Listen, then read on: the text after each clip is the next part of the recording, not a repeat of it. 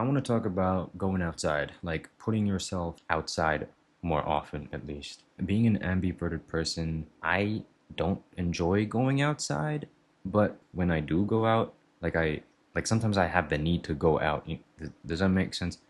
And then, well, I because I get a little bit scared of going outside in the first place because I don't really want to talk to people. But then when I do talk to people, then I start like kind of enjoying talking to people. Does that make sense? I feel like maybe only ambiverted people understand this, but I wasn't always ambiverted. I was actually more introverted for most of my life. Growing up, I literally couldn't really go outside at all. Well, not that I couldn't, I just wouldn't because I was too afraid and I was very self-conscious and you know. But that's kind of what I want to talk about because I believe that putting myself out there has improved my life in exponential ways. Okay, and I truly believe that if you put yourself out there more, it'll improve your life as well, especially if you live in a city like me. I live in a city. All right, let's get deep. When I was 15, I was suicidal. I wanted to like off myself and I was really depressed. I would never go out. I would never go to school. I would never because I was failing school. I was so afraid to go to school. I didn't like the teachers didn't like me. I didn't like the teachers. Um but I didn't like my life at all. I hated myself most of all. I I saw no value of myself. I was not doing like well in school. My grades were ass. Everything about my life was ass. So I just stayed inside. I just never left. But one day, after I attempted to well, okay, it wasn't this isn't okay, well, let's not get into the nitty-gritty, but basically I set dates of when I wanted to off myself, right? And I didn't because when it came to those days, I went up to like the top floor of my building at the time and I wanted to like jump, but like I couldn't because I was too scared. So I was like, damn man, even that kind of shit, like I couldn't even do that. Like how useless am I? Um let's not get to that point, okay? I'm talking about you with you watching this. Let's never try and get to that point because that was a really, really bad point. However, because of that, I was like, yo, okay, I need to be able to do something though. And can I do something even just a little bit for myself? So, um, I didn't go to school the next day, but I was like, okay, you know what? I'm depressed. I think it was a weekend anyway, so there was no school. But I was like, I need to go outside. I need to go outside by myself. This was okay. Look, listen. I was there. Okay, I was like I couldn't even go out by myself. I couldn't even do a lot of things by myself. Um, but I was like, okay, this is for me. I gotta go out. I gotta put one foot out the door, and then that's it. That's literally my goal. So I was like, okay, I'm gonna go out and do that. So I dressed up, like I just put clothes on, but I think I was kind of trying to dress up a little bit. I put clothes on that I thought were cool at the time. And I was like, okay, I'm gonna put one foot out the door. So I put one foot out the door and I was like, holy shit. By the way, putting that foot out the door, it took me like 1 hour, 1.5 hours of like convincing myself. Like I was talking to myself back and forth. You have to understand, okay? I really like wanted to off myself. I did not want to be seen at all. I was really like closed up, like super closed up. Like I'm so far from that point now that I can't really describe to you like what I was like back then, but I just knew it was really, really difficult for me to leave the house and do anything for myself. Now I can just do it like no problem, right? But back then I couldn't even do that. So taking one step out the door was a really big deal for me. And that's what I did. I managed after like hours of convincing myself, or 1.5 hours, I don't remember, of convincing myself, I put one foot out the door and I was like, okay, I did it. But now what? Now I gotta put one more foot in front of the other. So I did that, and I was like, you know what? Okay, I'm putting myself out there a little bit more and more. And I was like, okay, I need to go. Now I'm like, now what do I do? I'm like quite far from my door now. Now I just gotta like keep going. And I was like, okay, I'll just keep going, and I guess I'll go down to the shopping mall and I'll go get myself um a frappuccino from Coffee Bean, because growing up I used to like the chocolate ice blend when I was like younger as a kid, and like this was like my teens, like my mid-teens, when I was like going to kill myself. So I was like, okay, I'm gonna do that. I'm gonna buy myself the chocolate ice blend, and that will be it. So I go all the way down to the mall. I started walking there because it wasn't too far from my place. And I was like super self-conscious. I was taking notice of people like driving, driving around in their cars, and like if their eyes looked at me or in my general direction, I would notice that. I was so self-conscious. But I was like, hey man, I gotta lock in. Well, I didn't locking in wasn't a thing back then, but I gotta lock in.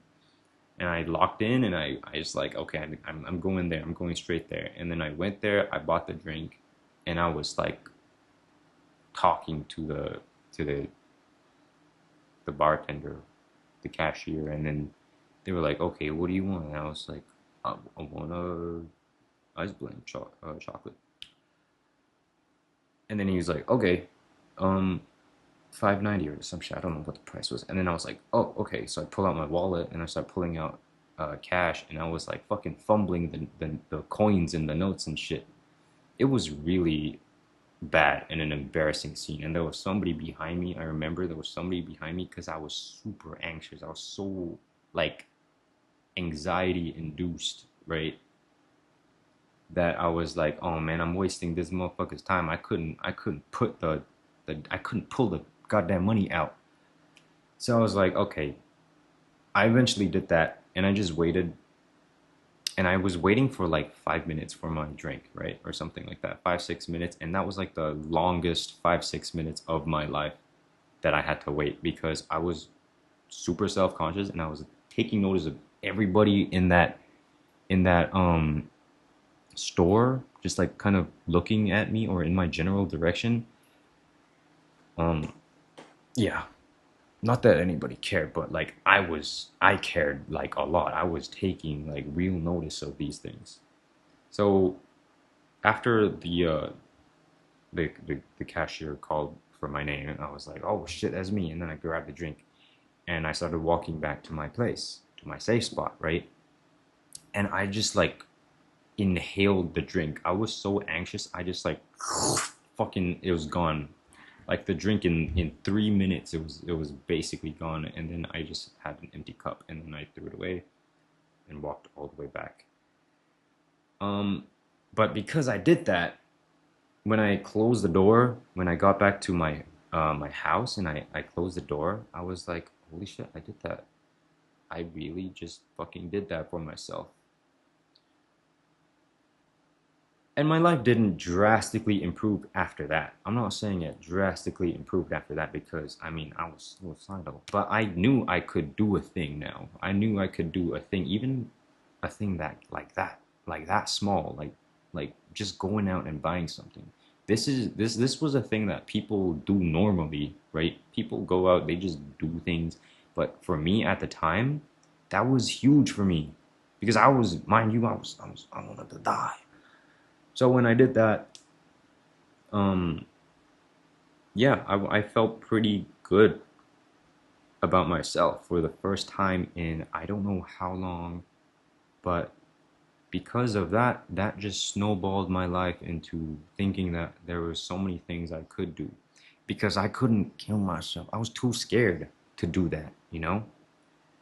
So I was like, okay, if I can't do that, there's things I gotta be able to do. And I gotta be able to live life, you know? I gotta be able to start living, because if I can't die, I gotta live. Like I don't want to tell you to try and die first, and then if it doesn't work, go live. No, I'm saying please go live. Like, do things that make you feel like you can live, because that's what you're supposed to do. That's all you're supposed to do, is to live. So these points, these 7 points, these are just a little few things that can, I just kind of broke it down in a way that can help you pick a few things or two, or find things that you might want to, like each point, to experience for a day or two, and then just go and live life, and then just go and try things, and talk to people, because at the end of the day,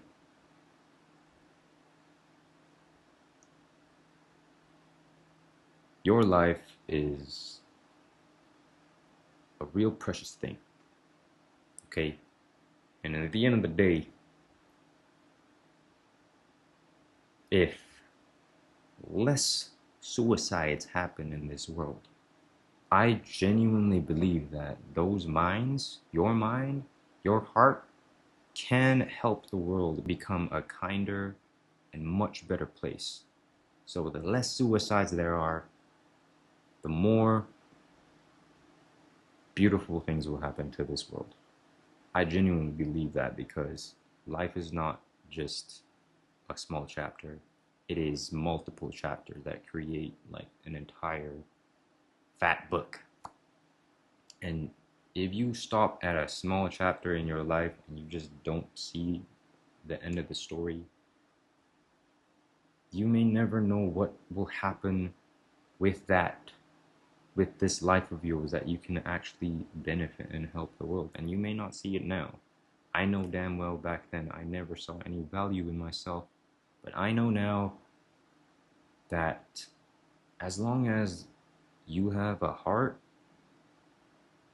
you can have value in this world. And that's all I care about.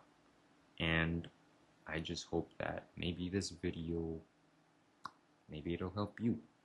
So I've written down 7 benefits that will improve your life the more you go out. Point 1, you get better at being you around other people. The more you interact with people, the less you would overthink about how you come across to others. Your social muscles warm up. Stuff that used to feel awkward becomes kinda natural. The only way to tackle self-consciousness is to allow yourself to be yourself around others. Point 2, opportunities start popping up out of nowhere. New friends, new work connections, unexpected, I think you should meet this person moments. These things can only happen when you make yourself visible. Life is like a massive matchmaking algorithm, and it can't match you when it can't see you. Point 3, your confidence gets real reps. You know how confidence doesn't actually grow from hyping yourself up in a room, but from doing stuff that scares you a tiny bit? Every time you put yourself out there, you get a small, I survived that note. And confidence is like a bank. The more I did that notes you invest, the more confidence you'll have. Point 4, your sense of belonging grows. The more you show up to events, communities, and small parties, the more you'll start feeling plugged in. It's crazy how strangers turn into people you look forward to seeing.